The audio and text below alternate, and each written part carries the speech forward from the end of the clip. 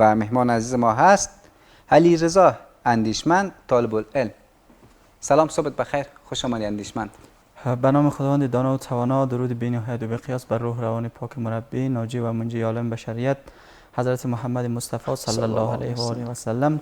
سلام، صبح شما بخیر، امیدوارم که جور صحتمند و سلامت باشید. سلام تقدیم میکنم خدمت بیننده های عزیز. بسیار خوب. اندیشمند، تخلصت است یا خودت انتخاب کردی؟ چی بگم؟ اندیشمند تخلصم است، خودم انتخاب. خودت انتخاب کردی؟ بله خودم. بیشتر سر کدام موضوعات خودت فکر میکنی، میاندیشی؟ بگوی. ما بیشتر روی موضوعات دینی فکر میکنم و میاندیشم، روی موضوعات دینی و همچنین روی موضوعات فلسفی که همونطور یک درس فلسفه هم داشتیم و میرفتیم، لذا روی موضوعات دینی و فلسفی و کلامی زیادتر فکر میکنیم، میاندیشیم. بله. فعلا در کجا شما درس میخوانین و درساتون به شکل است؟ فعلا در کدام درجه قرار دارین؟ دمی ساحه برچی درس میخوانیم و در درس های علوم دینی مانند فقه و اینا رو میخوانیم و در چون درس های علوم دینی بر اساس پایه پیش میروند، ما در پایه پنجم از علم دینی قرار داریم. بله. مدرسه از دارالعلوم است چی است؟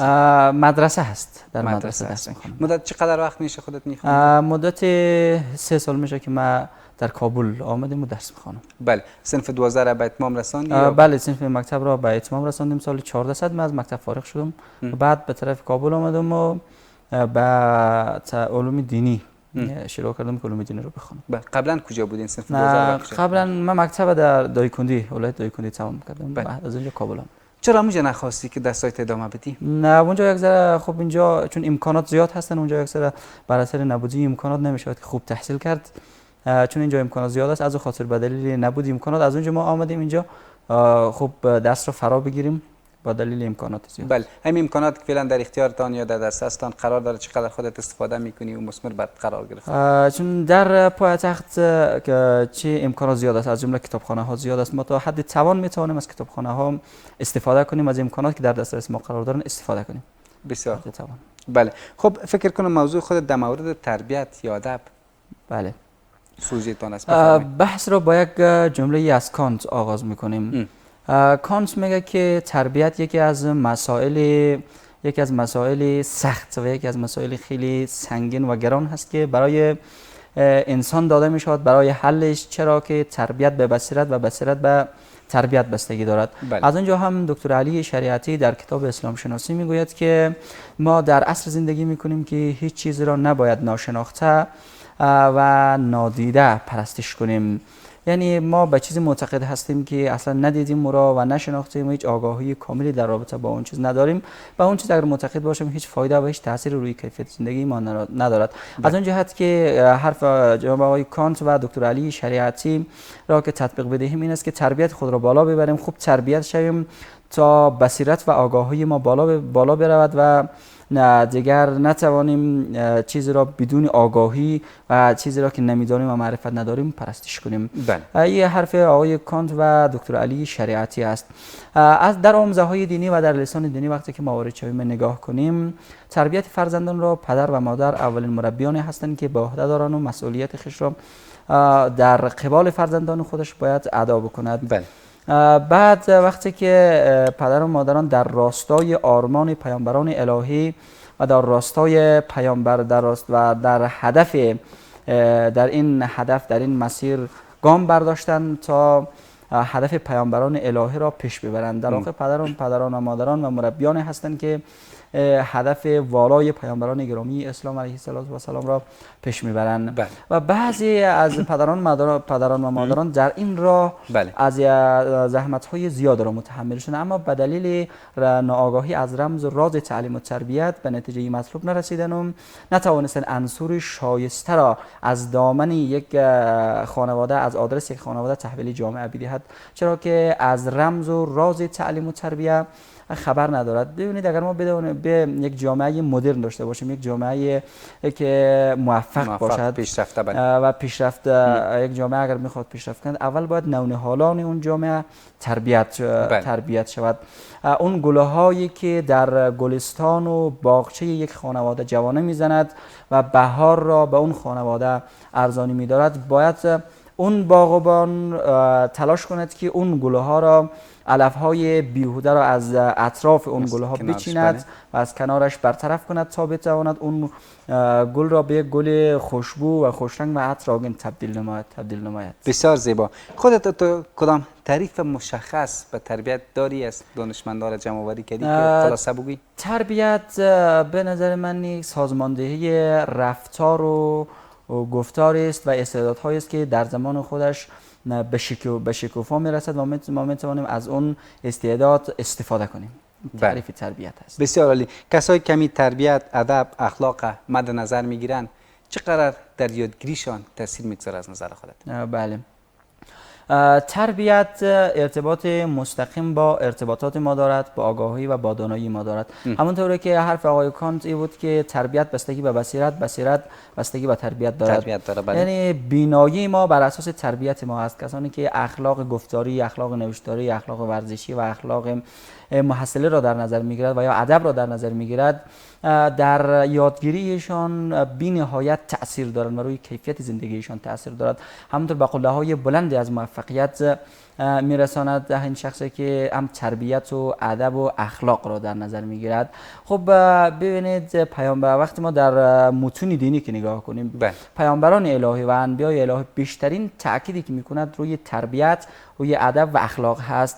انسانیت به معنا پیدا میکند که اخلاق باشد، همراهش ادب باشد، تربیت باشد، و الا که تربیت اگر نداشته باشیم، اخلاق نداشته باشیم، ادب نداشته باشیم، انسانیت معنا پیدا نمیکند. لذا انسانی که رشد میکند هم بر اساس همین است که تربیت داشته باشد، تربیت خوب شود در محیط خانواده، تربیت خوب شود اگر میخواد شخصیت خوب داشته باشد، تربیت خوب شود، ادب داشته باشد، اخلاق داشته باشد.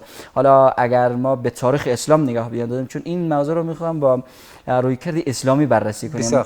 وقتی که به اسلام، به تاریخ اسلام ما نگاه بیاندازیم، پیامبر اکرم صلی الله علیه و آله و سلم معلم جهان بشریت بود که در راستا در رسیدن به هدف و آرمان خودش اذیت‌های زیاد را متحمل شدن. اما بعضی وقتا پیامبر مکرم اسلام قلب انسان‌ها را شکار می‌کردن. به خاطر همین اخلاق پیامبر بود، به خاطر اخلاق رسول اللهی و اخلاق نبوی پیامبر بود، به خاطر همین زبان شیرین پیامبر بود که قلب‌های انسان‌ها را شکار می‌کرد. بعض از انسان‌ها که می آمدن در نزد پیامبر یک لحظه می نشستن، وقتی که بیرون میشدن مدیح سرای پیامبر میشدن. چرا؟ به خاطر اخلاق پیامبر بود، ادب پیامبر بود، تربیت پیامبر بود، همون رفتار و گفتار و کردار نیک پیامبر بود که و قلب‌های انسان را شکار می‌کردن. لذا اگر می‌خواهیم به قله‌های بلندی از موفقیت برسیم، قله‌های موفقیت را یکی پس از دیگری فتح کنیم، تربیت یک اصل ضروری است که باید مد نظر بگیریم و در تمام جهات‌های مختلف زندگی ما تربیت نقش سازندگی را ایفا می‌کند. بسیار عالی. دقیقاً همون خلق خشک میگه خلق را شکار کنم. بسیار عالی. علی رضای عزیز، از اینکه به برنامه صبح معرف خودت تشریف آوردی، ماشاءالله با این که خودت توانستی بسیار عالی تشریح کنی و توضیح بدی در رابطه با تربیت، پلان‌های بعدی یا بخیر هدف که در زندگی داری او چی است؟ تشکر شما.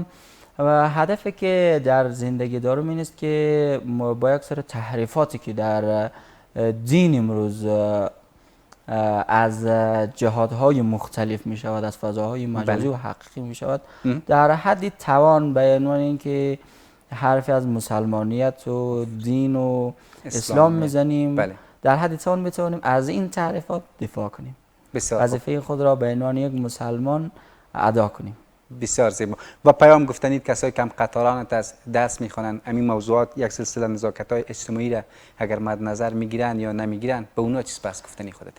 پیام ما به هم قطاران ما، هم کلاسان ما، کسانی که در ارتباط دارن و یا کسانی که صدای ما رو میشنون، ما رو بیننده هستند، پیام ما این است که تربیت یک اصل ضروری است، ادب یک اصل ضروری است، اخلاق یک اصل ضروری است که باید ما در تمام ابعاد زندگی خود، جهات بله. در ابعاد زندگی من باید داشته باشیم. بدون اینها شک. و اینا تأثیر بیشتر و تأثیر زیاد روی کیفیت زندگی ما هم دارد. بله. و پیام اصلی این است که این اصل را ما در نظر بگیریم و برای پیشبرد اهدافمان از این اصل را نباید نادیده بگیریم. این موضوع تربیت و ادب و اخلاق که بیشترین تأکید دین مبین اسلام روی تربیت است، ادب است، اخلاق هست، نباید که نادیده بگیریم و این را باید در محیط خانواده و در محیط مکتب و مدرسه و در محیط دانشگاه و پانسون اینها باید ما اینها را در نظر بگیریم. و در آخر هم اینو عرض کنیم که سه عنصر کلیدی در شکلگیری شخصیت انسان چی است؟ یکی وراثت است، یکی هم تربیت است، یکی هم محیط است. فراموش نکنیم که محیط خانواده اولین مکتب، اولین مدرسه، اولین دانشگاه برای ما هستند. و این هم فراموش نکنیم که اولین معلمان، آموزگاران ما پدران و مادران ما هستند که ما را تربیت میکنند. پدران مادران در قبال فرزندان، در تربیت فرزندان و کودکان خودش نقش باغبان را دارد. باغبان را که میبینید چطوری گلها را آبیاری میکند، باغها را آبیاری میکند، رسیدگی میکند بهش، همیشه تر و تازه است. و همینطور پدران و مادران هم نقش باغبان را دارد و این کودکان و نونهالان را خوب تربیت کند تا یک عنصر شایسته را تحویل جامعه بدهد که جامعه را، افراد اون جامعه را به سوی پیشرفت هدایت کند. خیلی سپاس علیرضا، قسمی که از تخلص اویدا است، اندیشمند، واقعا بالای موضوعات خوب زیبا میاندیشی. بازم تشکر از خودت.